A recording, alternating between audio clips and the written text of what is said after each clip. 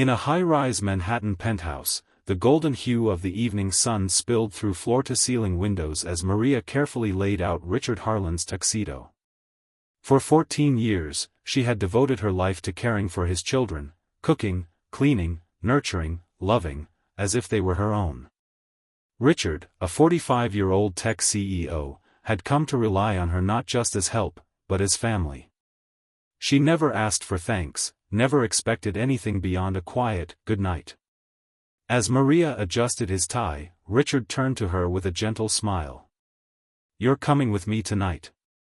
She blinked, stunned, and laughed. "To the gala? Me?" Her voice trembled with disbelief. He nodded, eyes soft. "My kids wouldn't be who they are without you. And after everything, after losing my wife, you stayed. You deserve to be seen."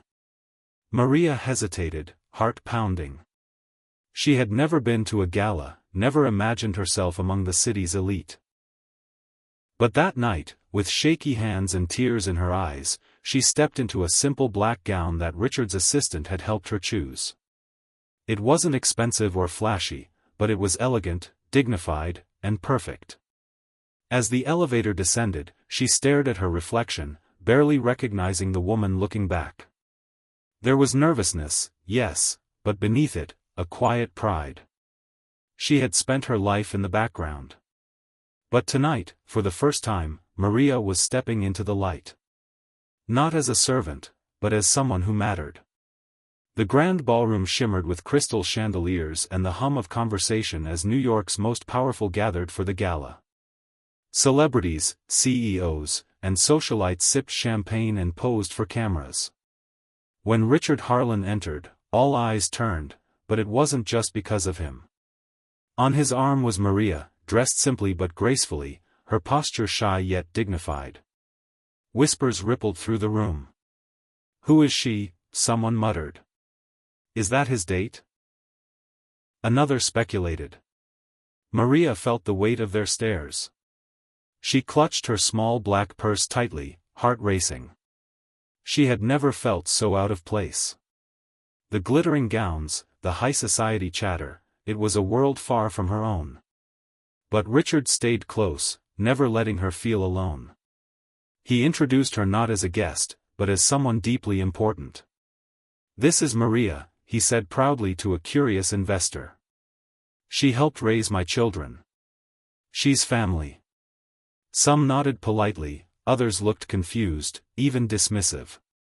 But Maria noticed the subtle shift in a few expressions, surprise giving way to respect. She watched from her table as people mingled and networked, still unsure why she had come. Yet the warmth in Richard's eyes, the way he included her in every conversation, gave her strength. She wasn't a maid here. She wasn't invisible. For the first time, she was being acknowledged, not for what she did, but for who she was. And even though she felt like a stranger in that elegant room, something deep inside her had started to change. As the evening progressed, the ballroom lights dimmed and the stage lit up. It was time for the keynote speech, and Richard Harlan was called to the microphone. The crowd quieted, expecting the usual corporate success story or innovation pitch. But instead, Richard did something no one anticipated. He looked over at Maria, sitting quietly at a side table, and smiled. "Before I speak tonight," he began, "I want to share the spotlight with someone who deserves it more than I do." He paused. "Maria, would you join me on stage?" Gasps and murmurs filled the room as Maria froze, eyes wide. She shook her head slightly, overwhelmed, but Richard reached out his hand and nodded gently. With trembling steps, she rose and walked toward him, heart pounding louder than the applause beginning to build. On stage, under the bright lights, she looked out at the sea of faces. Curious, confused, expectant. Richard stepped aside. "Tell them your story," he whispered. Maria's voice was soft, almost fragile at first. She spoke of leaving El Salvador to build a better future for her daughters, of the loneliness of starting over, the long days cleaning houses, and the unexpected blessing of becoming part of a family that needed her as much as she needed them. "I always thought I was just the help," she said, voice cracking. "But tonight, for the first time, I feel like I belong." The room was silent. Not from indifference, but from awe. In that moment, everything changed. For a moment after Maria's final words, the entire ballroom was still. No one moved. No one spoke. Then, like a wave crashing over still water, the crowd erupted into thunderous applause. People stood. First a few. Then all. A full standing ovation. Executives who had barely glanced at her earlier were now wiping tears from their eyes. The same guests who once whispered behind cocktail glasses now clapped with genuine emotion. Maria stood frozen, stunned by the response. Her hands trembled, her eyes glistened. She had spoken from the deepest corners of her heart, not expecting anyone to truly listen, yet they had. And more than that, they had felt it. Backstage, a well-known actress approached her with open arms and hugged her tightly. "You changed the night," she whispered.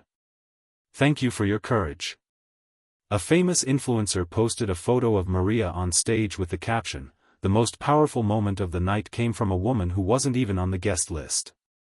Richard returned to her side, smiling with quiet pride. "Told you," he said softly.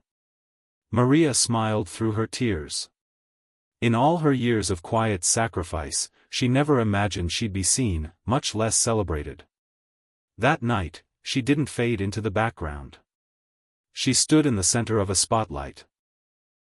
Honored not for money or fame, but for love, devotion, and unshakable humanity. The applause didn't just fill the room. It filled something inside her that had long been empty. A week later, far from the glitz of the gala, Maria stood in front of a modest brick building in the Bronx. A banner hung above the door, the Maria Foundation, empowering caregivers, changing futures. Children laughed nearby, their voices echoing through the courtyard. Local families gathered with curious faces, and news cameras lined the sidewalk.